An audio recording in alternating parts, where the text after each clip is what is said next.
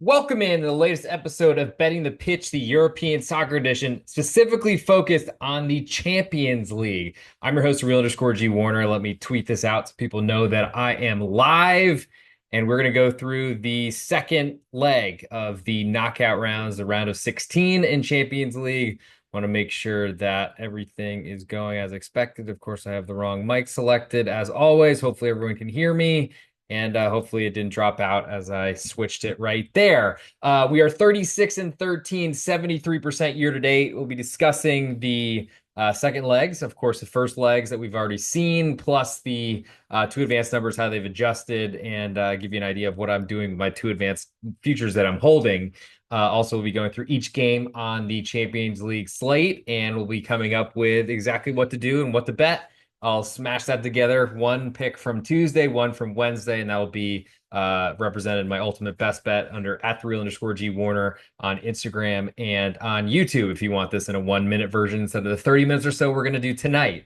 Other than that, I want to also promote my Need for Seeds college basketball podcast. My good friend and co-host at Big East Ben. If you're not watching live, I was just putting my t-shirt. Especially if you want some merch, hit up at Big East Ben on Twitter. But we did a Monday night episode covering the biggest conference tournaments in college basketball. And then we'll have an episode tomorrow also on the pregame.com podcast site. You can find it on Twitter, on Twitter, twitter.com/pregame now. Also where you get your podcast, go search for RJ Bell's Dream Preview, and it'll be under there. We'll be doing another episode for tomorrow, outlining some of our top games, and then the rest of the week's gonna be pretty tough because there are gonna be matchups that are gonna be decided every day, and then lines will be posted late. But do expect us to go live after each night of the NCAA tournament, like we did last year. At Big East Ben went 11-0. Every best bet he made won last year. So we're going to try to equal that, or at least I'm going to try to do that too. And then, of course, we'll still be doing plenty of college basketball plus soccer stuff, everything you could literally ask for. This is probably the busiest week or a couple weeks of the year for me. If you want me in your pool or in any sort of college basketball postseason event, let me know. I'd love to play. I'd love to go head to head or anything that floats your boat. Let me know at @the_Real_G Warner across all social media platforms. And last but not least, before I get into this, if you could leave a 5-star review under Betting the Pitch on Apple Podcasts and on Spotify, it's huge for the search rankings.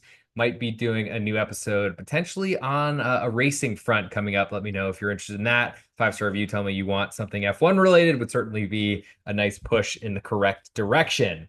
Okay, so let's start with Barcelona and Benfica. They are first match up in the early window, starting at 1:45 Eastern time, because they've gone through, or because we have gone through daylight savings time here in the United States, but they have not in Europe as of yet. Let's do Benfica, Barcelona. So the first leg, we saw Barcelona win 1-0 on the road in Lisboa, or in Lisbon. Currently, Barcelona 1.5 goal favorites at home, almost on the juice on the Benfica side, totals 3.5, and is juiced very heavily to over. So a little bit of a surprise considering how low scoring the first match was. I mean, we saw, I think, a total that closed at 3.25, if I remember correctly. I can look that up pretty quickly.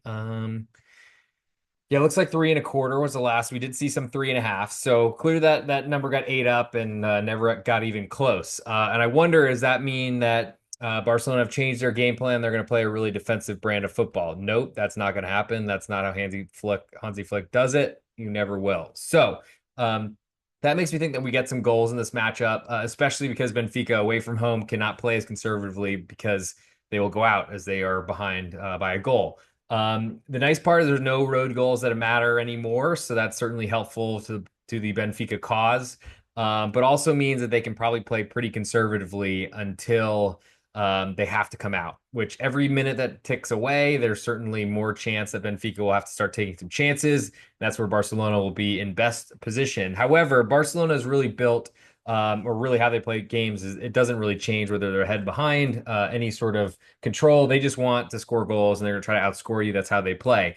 I think that is a really great strategy against teams that can't score, but Benfica certainly can. They've made it to the round of 16 in Champions League. They had to get through that first playoff round, the round of 24, after qualifying for the league phase. But Still a very talented team, one of the best, if not the best, in the Portuguese Liga and Liga Portugal, and honestly have one of the best youth systems out there.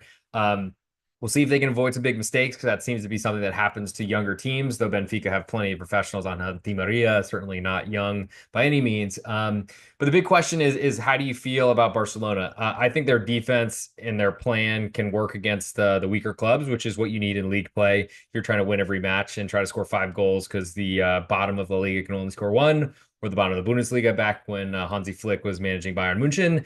But at this point, to me, I think against the best clubs in the world, Benfica, I do consider to be one of them. They're in Champions League. That doesn't mean everything, but I do think that there's some weaknesses that can be exploited. And I'm pretty interested because Barcelona are celebrating if they win 1-0 or by a single goal. They're celebrating if they draw. They're probably not celebrating if they lose by a single goal because they'll be heading to extra time. But there's a lot of room here for Benfica to cover if they're not winning this match. The problem is that they're going to have to extend out, especially when they fall behind, or at least when time gets on the. It's not on their side from the beginning, but as the time starts to whittle away, then when does the one Barcelona goal, if they're equal or if they're tied at that time, when does the second Barcelona goal go in? And there are a lot of questions there that I think are valid. Problem is, you never know when that first one for Barcelona goes in. We saw in the first leg that only one went in the whole matchup, which, considering it closed as a Barcelona closed a 3/4 goal favorite away. Yes, they covered, but you got half your stake back if you bet Benfica and the 3/4 of a goal for it climbed from a half. So to me, there's some good, I guess, room for Benfica to cover here, but still lose a match. I think under 3.5 is probably my biggest interest, though it's not a strong one. I don't know that I ever really want to play or get too involved with any unders involving Barcelona at this point, because I just don't trust their defense. Certainly, the total is bigger than I made it, but there certainly does open up some room for fireworks in second legs because you can't be conservative. And every goal that Barcelona scores, Benfica will need two, and that can certainly cause some fireworks. That probably means I want to play or at least stay far away from the total and probably be more interested in the side. We'll move next, I guess, to the two advanced numbers before I get too far away from that. So let's do that now. Let's see, make sure I'm switching my tabs as quickly as possible. So initially, Benfica, they were a plus 360 underdog. They're now 9.25 to 1. So plus 925, $100 bet in the US will win you 925. Plus get your stake back. That's an increase of 61%, which makes sense. They lost the home leg, and now they have to go on the road to Barcelona and get a win, not even a result, to advance. And that honestly would then lead to extra time, and that's not exactly a guarantee you're going to get through. Though certainly plus 925 in penalties would be nice. On the Barcelona side, they've climbed from minus 500, 1-5 to 1-20 based on a single goal advantage, which seems monstrous, but of course the sports books are protecting from the amount of Barcelona money that hits, but also they don't want to give any free money away to teams that are ahead and are moving to a home leg. So is there value on Benfica? Probably not at that wide of a spread. I think you want two legs, and especially you don't want the second leg away and having to overturn a deficit. But I don't really think that Barcelona are that strong, especially not in this stage. So I do like Benfica getting the goal and a half. That's probably my biggest interest in this matchup. Moving next to the, let's see, let's go next to Liverpool, and they are hosting PSG, as I want to make sure I forgot to retweet it from my podcast account so everyone knows that we're live. And now that it's done, and let's get into it. Okay, so Liverpool, they won 1-0, kind of stole a match on the road at the Parc des Princes in Paris.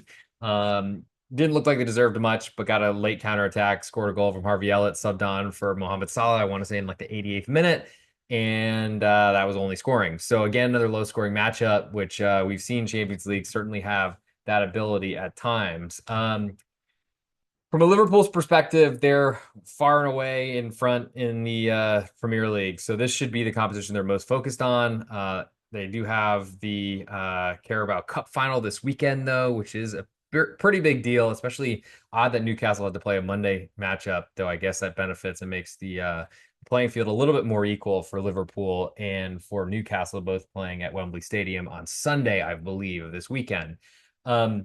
From PSG's perspective, they are far and away ahead in Ligue 1 in France and had a huge bunch of late goals to really crush my +1 on Rennes this weekend, which was brutal. 2 goals in stoppage time to make a 2-1 match, which looked like Rennes might be close enough to drawing, and then turned to 4-1 victory. But that's what PSG does. PSG do. They score. But they couldn't home to Liverpool. So they're going to have to go in guns blazing to Anfield, and they're going to have to be aggressive. They're going to try to possess the ball, which is exactly what Liverpool want to do at home as well. But I do think that PSG and Luis Enrique, former Barcelona manager, former Spanish national team manager, I mean, he's a possession guy. I think more so than Arne Slot, and I think that Liverpool are going to be much more pragmatic. Now, in terms of the 1-0 scoreline that went in Liverpool's favor, they are a quarter goal favorite at home. All the juice on PSG total is 3, juice slightly more to over. And while we're discussing the game line, I mean, PSG, if they draw, they're out. So they need to win. That does give me some interest in the quarter of a goal, though certainly you could see that goalkeeper pulled and Donnarumma is not outrunning anybody back to his own net to score to prevent a goal late in the final dying embers of a match. With that said, I think there's also plenty of opportunities where that doesn't happen. There's no goal scored then, and maybe it's worth potentially backing PSG to pull off an upset at Anfield. I don't think that Liverpool is as strong as their dominance in the Premier League or first seed in Champions League has really proven, or if that's even proven anything. What I do think though is that PSG are are I mean, it's hard when you sell Kylian Mbappe, the best player in the world, to Real Madrid, or he leaves on a free. But at this point, a free transfer, there's no compensation for it. But I do think PSG are still very strong. I think they have just as good of a chance in this competition because they've got so much depth, so much talent. Bradley Barcola is awesome, and Ousmane Dembele is playing better than any, I think, player in all of European soccer at this point, global soccer, everything. The difference maybe is that he plays in the Farmers League, as the British media will call it, but and certainly Liga is not as strong as it has been in the past. Only PSG are around in this competition, though PSG did play Stade Brestois, and one of the Liga sides had to remain in this competition. But I do think there's some value potentially backing PSG. Now, the two advanced number of PSG +260, to advance Liverpool -340, where that moved from is initially PSG were 1.5 to 1 odds to get through, -185 on Liverpool, increases and decreases or whatever of about 42.5 to 46% between the two of them. So as you'd expect, Liverpool, similar to Barcelona, go win away and then come home. Very good chance that Liverpool do advance here, but it is kind of interesting to see the vast discrepancy between these two in terms of the two advanced numbers compared to Barcelona and Benfica. Same 1-0 scoreline, same big favorite moving home. But clearly Barcelona 1.5 goal favorites at home versus Liverpool only a quarter goal favorite with a lot of juice on PSG. And considering that PSG closed a quarter goal favorite at home to Liverpool in the first leg, does give PSG, I think, a lot to draw upon. I don't think they're looking at numbers here or odds or anything like that. But I do think PSG is worth looking at a quarter of a goal underdog. And I do think the under 3 is of interest to me because I think Liverpool will try to get out of this by keeping PSG out of their net. I think PSG will control the ball. I think there's a good chance that PSG are able to score. We might see extra time here. There's a possibility that we don't. And I do think that there's probably some value in playing both under and PSG because I just find it hard to believe that PSG are going to lose this match 3-1 or something like that. Yes, it's going to be tough away from home. But I do think Liverpool are going to play a defensive brand. And while this, I think, is their most important competition, they do have a trophy on the line. And this is the round of 16. So I do wonder exactly how much Liverpool is pressing end of match to try to blow us out. I mean, hard to say. And a lot of things are up in the air. We'll certainly see based on lineups for this matchup as they look ahead to Newcastle on the weekend. They should win that match, but they're a pretty big favorite. But ultimately, there's so many more rounds of this competition and better clubs than Newcastle to play. So certainly, we'll wait and see what that all looks like as we get close to kickoff at 4 p.m. Eastern time here in the United States with that extra hour. We'll move next to Inter Milan hosting Feyenoord. Currently, Inter a 1.5 favorite at home with a little bit more juice on Feyenoord. Totals 2 3/4, juice all the way to over. And this was a pretty interesting first leg that I thought Inter Milan, who have been kind of struggling in Serie A and Italy, looked very good in this competition, looked very dominant on the road at Feyenoord. as we have huge planes going by. I guess I should have shut my door before I turned this podcast on, but oh well, c'est la vie. From an Inter perspective, or from an Inter's perspective, I think I mean, didn't know what to do with the penalty late. Got pretty fortunate, I thought, to get one. And then it was saved by a great thank you to the Feyenoord goalkeeper for keeping the match under and keeping this somewhat close for a second leg. But Feyenoord, they have to go score goals. And the problem is they don't really have a defense that I'd want to back really, and then they now have to go score and turn over a 2 goal deficit on the road in Inter. I mean, we've seen Inter play pragmatic football with a lead in Serie A of a single goal. I think we see them, despite having a really strong front line that seems to be the healthiest part of them, Thuram and Lautaro Martinez. At this point, one of the most dangerous fronts in all of European football, and honestly, one I looked at back as an underdog in future legs of this competition. But I think at this point, Inter, you got to trust them to probably worry more about their own net and protect against Feyenoord goals. So I do like under again here. Felt pretty like a good bet, and then honestly felt pretty fortunate with a penalty save to win in the first leg. But I think that's probably the way to you're backing Feyenoord a little bit, but ultimately not backing them to score a bunch of goals. It's very juiced right now, 2 3/4 to over. Certainly would see a lot of value on that three if I could get that as a push, potentially a push. But I think Inter advance here. I think they step on the neck, and we don't even have a 2 advance number at BetOnline. So clearly they're not trying to give any money away on Inter, who look like a pretty dominant case here with a 2 goal advantage and heading home to San Siro with a lot of people outside saying "prego," which I think is like a "you're welcome" type thing, not just a pasta sauce here in the United States. To the last matchup on Tuesday, it's the Battle of Bayern and Bayer Leverkusen. Very close in linguistics, but very different in budgets and in locations in Germany and in chances to win the German Bundesliga's Meisterschale this season. Bayer Leverkusen, they lost 3-0 in the first leg. I mean, a comedy of errors. Backup goalkeeper who dropped a ball that was kicked right in after Bayern München had taken a lead early on a Harry Kane header. Can't say much about the header. It's good cross in, though certainly Leverkusen could have defended it better. Just didn't expect Michael Olise, who's a left footer, to cross his right foot despite playing on the right wing. Kind of surprised that they would just let that happen, but we're behind 1-0. Things were fine. Leverkusen probably would have accepted a 1-0 loss away from home. And then things got even uglier. That goalkeeper mistake, backup goalkeeper who's been a cup goalkeeper all season, but at some point you probably should, when the league's kind of out of your hands, you probably want to I don't know, use your best goalkeeper. Though certainly Lucas Hradecky is not by any means infallible. And then they brought in after getting a man sent off, because Nordi Mukiele, who had, I think, not defended the first kick of the match. That might have been Hincapié, actually. It probably was Piero. But anyway, Nordi Mukiele made a big mistake, taking a ridiculous second yellow. And then the defender who was subbed on for him, as Bayer Leverkusen were trying to limit damage, decided to hold Harry Kane in the box for a penalty, which, of course, Harry Kane finished. So that went about as badly as it could. Started off poorly, it got worse, and got horribly wrong. Then Leverkusen don't show up on the weekend, make a horrible mistake as Xavi Alonso continues to make really baffling decisions in starting Mario Hermoso, who basically couldn't. Atletico Madrid didn't want to keep him despite really spending every dollar they could this summer, and they even had Çağlar Söyüncü in that club at one point, which is amazing. Yeah, so and honestly, at this point, Xavi Alonso, I mean, it looked like they were so lucky last year to go undefeated all season. Incredible record that they had until they lost in the Europa League final, but got dominated by Ademola Lookman. But at this point, I feel like the jury is back in on Xavi Alonso, if that's possible to say. I just don't trust him. I don't think he makes good decisions. Constantly leaving out strikers against Bayern Munchen was his way to try to keep games close. Now I don't know what he's going to do, because he has to avenge a 3 goal deficit I mean, they are at home, but they couldn't score against Werder Bremen, who were playing probably the worst football in the German Bundesliga of anyone, besides maybe Bayer Leverkusen.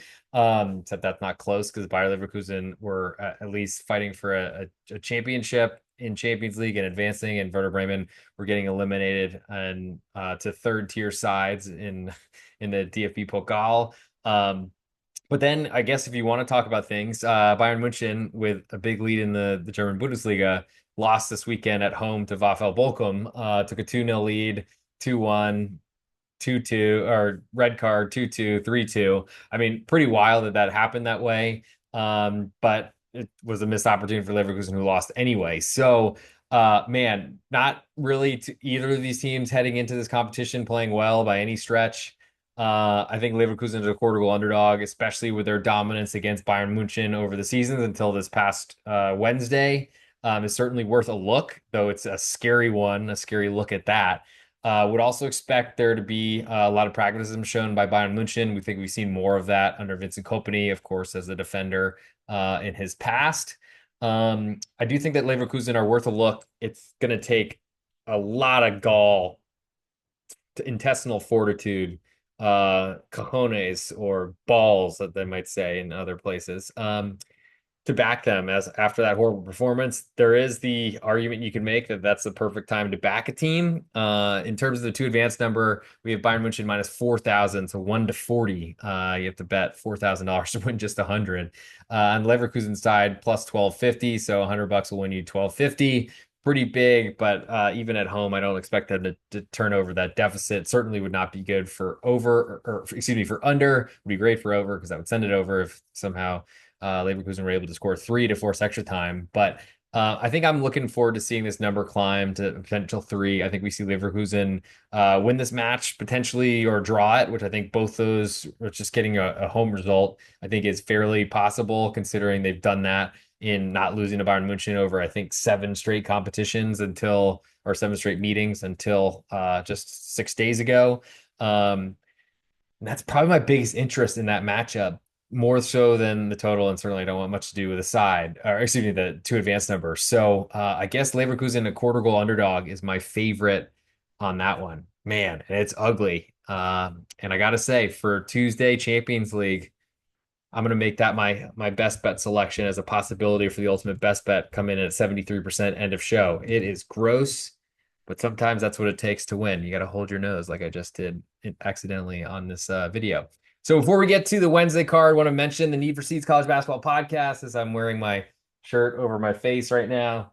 I'll just talk through it for a second. Probably better for the hit rate anyway. The Need for Seeds College Basketball Podcast. If you want some swag, hit up at Big East Ben on Twitter. I think we have a couple extra shirts. They do run a little small though, FYI.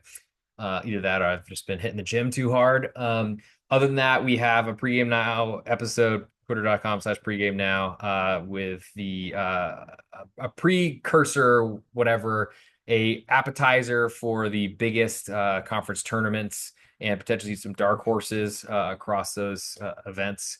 That's out there now. We'll be doing another episode covering our 5 biggest interested games coming up on the conference tournament slate, at least games that are already announced, because it's going to be too hard to do every day. And then stay tuned for every day of the NCAA tournament. We will be doing a nightly recap with picks for the next day, and go find that on the probably the my YouTube channel at @the_Real_G Warner, and anything that pregame.com will pick up. We've yet to, I guess, negotiate exactly how that will go. But of course, stay tuned. And as always, hit me on Twitter at @the_Real_G Warner, or just look there and I'll try to give some updates on what we'll be doing. Of course, subscribing at @the_Real_G Warner on YouTube would be huge, and leaving a 5-star review, and I guess following the podcast on Apple Podcasts and on Spotify under Betting the Pitch. That would be the best way to find everything. But I will try to keep this all in one place. And want to thank my Patreon subscribers, and will be doing my own personal without Big East Ben, unless he wants to be on it. But I think it's just going to be me talking to all of you, trying to get you ready for your March Madness pools and such coming up. So check that out, patreon.com/real_G Warner, exclusive to my loyal subscribers. Okay, now let's get to Wednesday, and we'll start in the early matchup with Lille hosting Borussia Dortmund, currently a pick'em. Juice is split both ways. Totals 2.5. Juice almost all the way to over. So I have Lille to advance. I also bet them in the first leg. Did not look great in the first half, but on the road at the Schwarzgelben, maybe Bruno Genesio was trying to just stay in the game. And then Lille ended up getting a great goal in the second half. Looked like they deserved even more than that. Borussia Dortmund went into a shell, and Lille escaped and get to go home and will try to advance on their home patch. Really great position for penalties, though it didn't really work in the Coupe de France against Dunkirk of all teams. But really love the situation, and honestly still like Lille as a pick 'em because I think they're the better side. It's hard to say anything or think anything different after watching Borussia Dortmund lose at home to Augsburg this weekend and get whistled and plenty of middle fingers thrown at the players after the match. Incredible what German soccer fandom is like in this world. It's amazing. Um, but I gotta say, I'm very interested in being against Borussia Dortmund. I'm happy with my position. In terms of the two advanced number, Borussia Dortmund minus 107 to Lille minus 114 still makes it look like Lille are very, very cheap. It's basically a pick 'em at home, and they are slightly more expensive than that to advance here, which I think if I'm you, if you don't have a Lille position, certainly look into grabbing that, as I think Lille is the better team. They're at home, and I think that their kind of wobbles in Liga and such really just distracted from an incredible run in Champions League, which they couldn't keep up forever. Total in this one, 2.5. Juice to the over does, I think, reflect the lower scoring Champions League expectation. Certainly, both these teams can score goals, but I think playing against each other, I think they will be more likely to score less. I think Lille will try to take advantage of this or control this matchup on their home pitch with their home crowd behind them. I think Borussia Dortmund will probably let that happen. The only change I think is if Dortmund take a lead, I think they'll go even more conservative, as we've seen that from Niko Kovac so far, their second manager of the season, who started way too late after the writing was more than on the wall about Nuri Sahin. But that's a club problem and them not understanding who should manage them, I guess. Um, I think as I notice a blanket I want out of this shot. Um, I don't know necessarily that there's a lot I want to do with the total here. Certainly could see it being a back and forth goal scoring matchup, but I think that's probably less likely in a very timid, tense matchup where Lille are trying to kind of. I mean, they know that they're a smaller club from France. A lot of their players are probably being looked at by Borussia Dortmund, especially Jonathan David, their striker, Canadian, who's not going to be returning to the club. I think that's been announced, and they've been trying to like figure out what to do without him. Seeing Chubak playing in front of him in some matches has been curious, but I think we see a low scoring match here. I think if you're not on Lille, I think I mean, minus 114 feels very, very short for to advance on a home team that I think, especially from what we've seen with Borussia Dortmund, they've been better away from home in Champions League, but they've been awful in Bundesliga. They've been really bad, I think, and got lucky in a bunch of their road matches. So give me Lille on a pick 'em. Give me Lille under 2.5 is probably my third biggest interest. So I like pick 'em the most. I like the two advanced number. I think I have a plus 145. So a little bit different price here to say the least. But I guess I could probably address where that number has been. Let's see. So initially at open, we had Lille plus 115. That climbed, I think, to plus 145 or so where I locked in right as we got to kickoff. And that's a change of 200%, which I don't think makes sense. I think my numbers are off when it's switching from underdog to favorite, I think. But I guess I can say that Dortmund have moved down about 31% from minus 140 to minus 107. So it's been a significant change, I guess you could say. But considering the drastic differences we've seen elsewhere, I don't think it's that crazy. Like Lille, like I'm at home, and nothing is done to kind of change that opinion. Moving next to the big window of matches, and this will be the last three we'll go through, and then we'll get out of here with an ultimate best bet. Thank you for tuning in, of course. We'll start with Atletico Madrid hosting Real Madrid. Currently, Atleti a pick'em, a little bit more juice. Totals 2.75, juice all the way to over. And I'm not afraid to admit, I backed Atleti and under in the first leg. And Atleti to advance. So I'm invested there and still believe in Atletico Madrid. We saw three incredible goals, two from Real Madrid that I thought were, I mean, I guess I don't know. I can't really just separate them. There are three great goals. That's not good for unders, of course. But I think we see Atleti at home in a huge Madrid derby, and we see what to me are very similar teams, and I think Atletico Madrid are at discount. They need to win. That does certainly make the pick'em a little bit scary late in a match when if they are drawing or they're on level terms that they could potentially concede that empty net goal. But I think that Atleti also have a really good chance to win this match, to potentially win and advance in regular time. Plus, I think if they're ahead by a goal and this is getting towards the end of a match, we see the last 10 minutes, no one wanting to make a mistake, and this goes to extra time, and you've won your side on this portion of the bet. I also think that Real Madrid are going to play their pragmatic version of Champions League football, which has been really successful under Carlo Ancelotti. I think we see a low scoring match here. So 2 3/4 juiced all the way to over does make me think that there's some value here, especially if we can get a three up until kickoff. To advanced numbers, Real Madrid now minus 300, which is respectful. I'll put it that way. Up from minus 185, an increase of about 38%. So we're seeing a lot of 30% number changes based on results in first legs. Atleti up from plus 150 to plus 235, so an increase of 36%. And I do think that, I mean, Atleti, I'm not going to add more from my initial perspective. I still have like I guess my bet is essentially like 42% or something like that Atleti can advance here, and I don't see any reason to change that. It wasn't a great first leg, but ultimately a single goal loss at the Bernabeu and getting to come home is exactly what you would want if I mean it's the best losing position you could have, and away goals don't matter. So which I guess might even hurt a little bit, but I think Atleti are late goal masters. I think that while it certainly could be drawing late and you don't want to end up turning a push into a loss, I want to see if Real Madrid gets bet tomorrow or all the way up till kickoff on Wednesday. I think they will. And I don't really agree with it necessarily.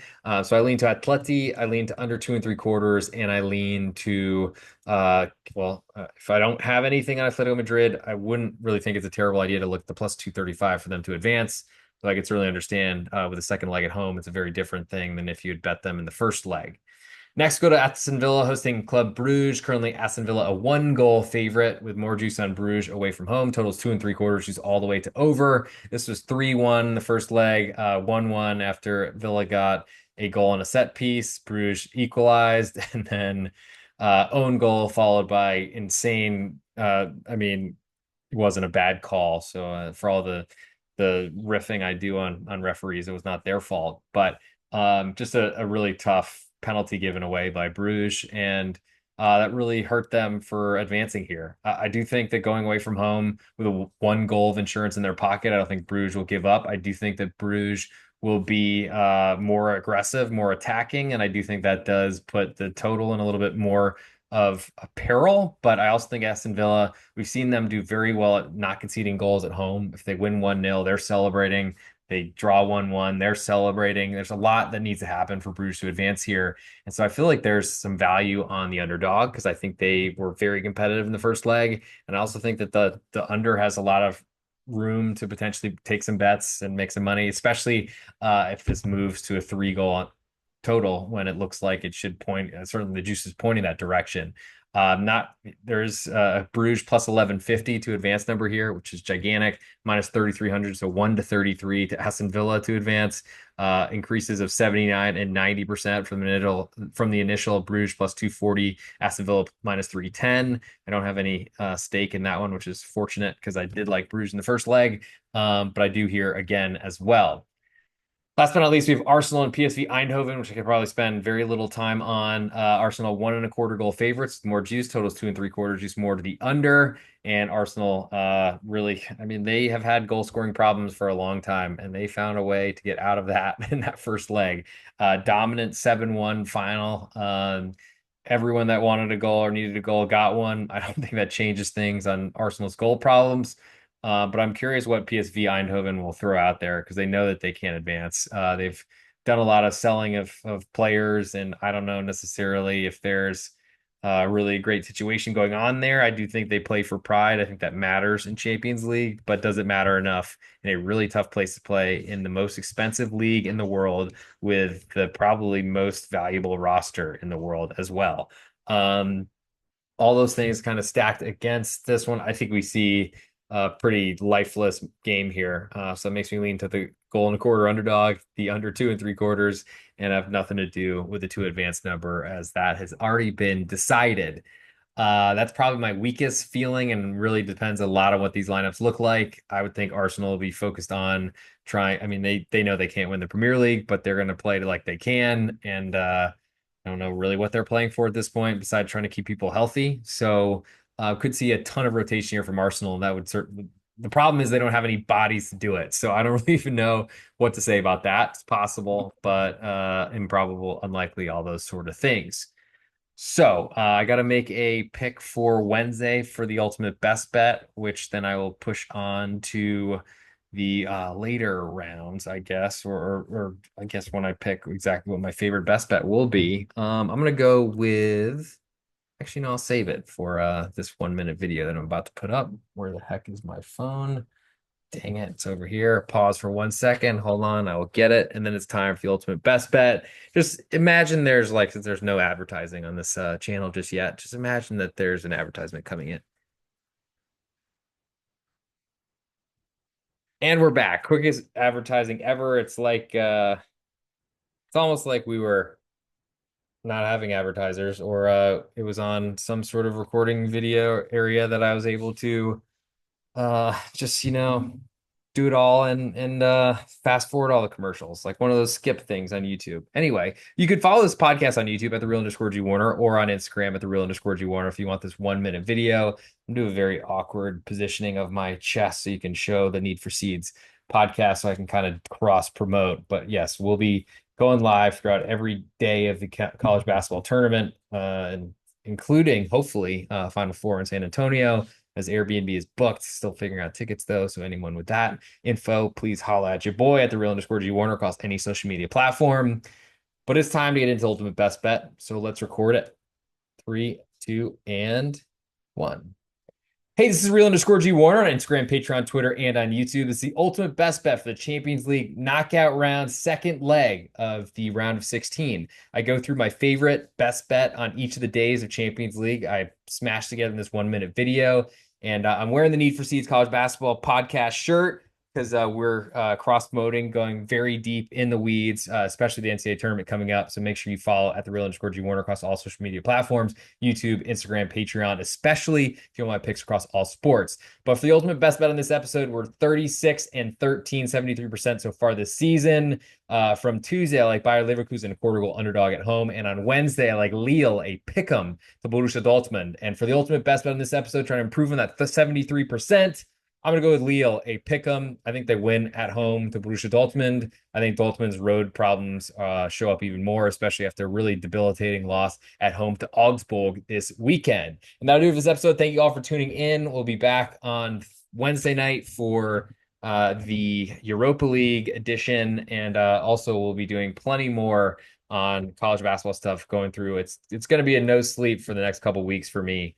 But look forward to you all joining me throughout. And really look forward to what will be a big NCAA tournament coming up very, very soon. Like I said, if you got any pools or things that are running, please hit me up at the real underscore G Warner. I'd love to join or do any head-to-head competitions or anything you'd like to do. Would be fun.